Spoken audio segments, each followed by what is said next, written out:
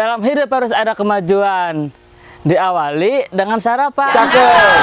Di kebun Kiwari Farm ada penyemprotan bertujuan untuk pertumbuhan tanaman.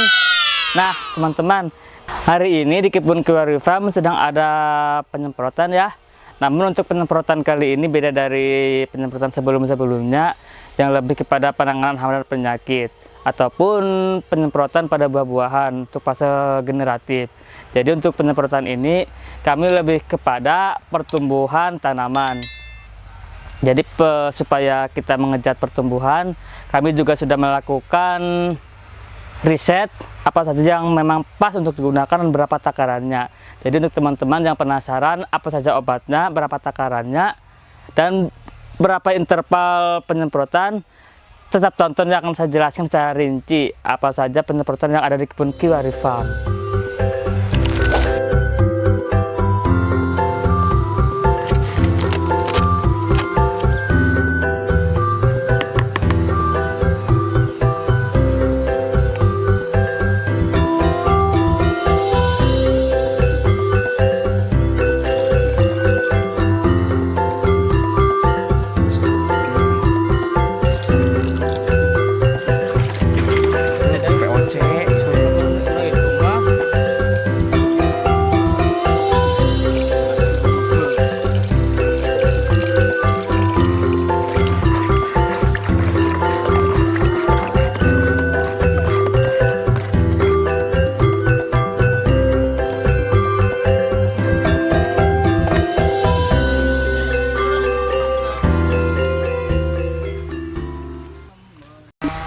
Nah, teman-teman, ini setelah kami grafting, lalu kami semprot perangsang tanaman ya supaya cepat keluar tunas.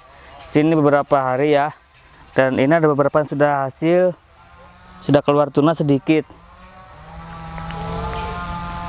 Masih kecil-kecil tunasnya ya, hasil graftingan varietas Flora Ecuador.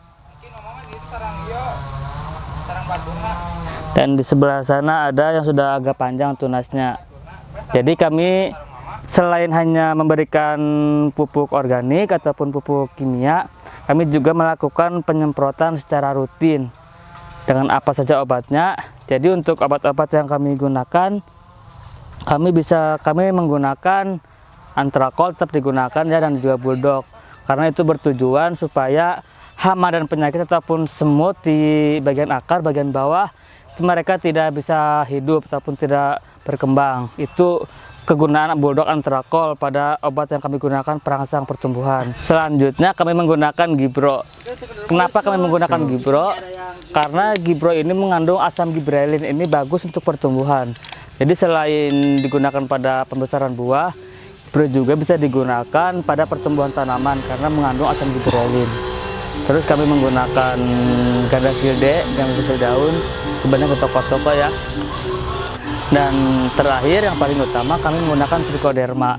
Jadi mungkin teman-teman masih belum paham apa itu trichoderma, mungkin bisa di searching di internet supaya lebih jelas.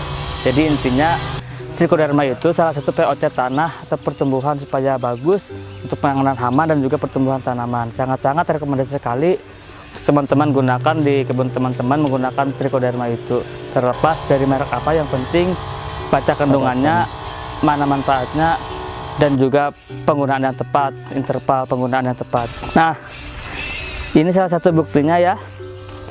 Jadi kami tidak hanya menggunakan berupa pupuk organik ataupun pupuk kimia yang berupa kotoran hewan ataupun NPK. Jadi kami juga melakukan penyemprotan secara rutin. Ini masih basah. Kadang juga kami dikocor pada setiap polybag.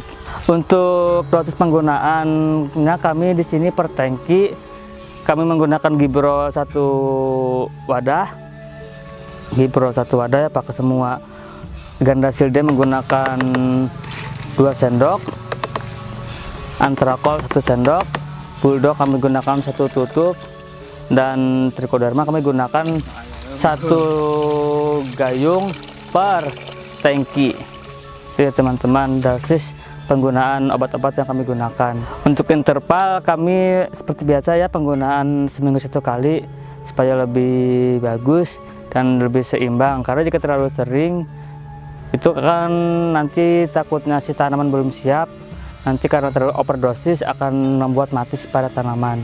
Jadi teman-teman, jadi itu obat-obat yang kami gunakan itu bisa digunakan baik di tanaman naga ataupun tanaman yang lain, karena fungsinya sama, yaitu untuk pertumbuhan tanaman, baik itu masih kecil seperti ini maupun tanaman yang sudah besar.